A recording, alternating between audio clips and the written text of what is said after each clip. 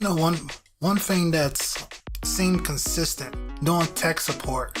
One of the things you see is that many times people will lie, or they simply won't give you all the information that you may need when they're asking you to help out with something. I saw it in the military, and I see it now. Well, in my IT job now, it's the same thing. See it when friends are asking for help with something dealing with their computer or the internet, something like that. Many times it's the same thing.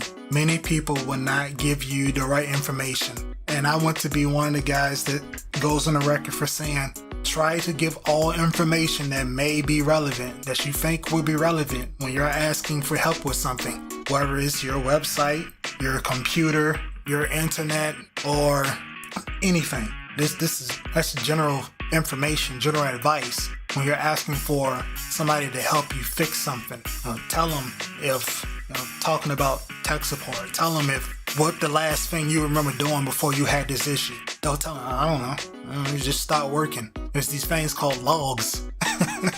Oh, what was in the military? Somebody would say, hey man, computer ain't working. Need you to come fix it. It's important. Then I get there and the thing's locked down and can't do anything on it because the network shut it down for not being up to date. And I say, hey, did you restart your computer? Yeah. But when? Soon. Recently. You got logs you can look at. I don't remember what it's called because I'm not running Windows, but there are logs you can look at that tell you how long the computer's been running, and which would tell you the last time somebody restarted the computer. Be straightforward and answer those questions. Somebody asks, what's the last thing you remember doing? I don't remember what I did before my website stopped working. No? Since you just installed this plugin. Oh. Disable this plugin and the website works. I asked somebody with help with their computer and they say, yes, what's the last thing you remember doing? I don't know. Well, it seems like it's got a virus. And according to your history log, you were looking at some suspicious stuff. Oh, I don't know how that got there. Okay, well, that's the issue. And you might need to wipe your hard drive and start over. And find a way to back up these important files, clean them up, make sure they're clean before restoring them. It's a random bit. One other thing I just don't like seeing is I can't stand it when I'm trying to help someone with anything, especially friends, trying to help them with something. They say, yes, send my email, and you see their email, you see they got all these inboxes, no rule-based folders, and I get it. That's somewhat of a technical task to do, and not many people want to deal with that. It's just something that bothers me. It's just a pet peeve that just, if it's spam and you know it's spam, mark it as spam. It makes your life so much easier to do that. Just mark it as spam so the next time it goes to your spam folder, and it makes your life so much easier when you're trying to find legitimate email. That's one thing this bothers me. You're trying to stay up to date on stuff, but you have over 300 emails and about half of them are spam, junk, because you just ignored them. Confuses me how people can do that. That's just, I don't understand it. I really don't.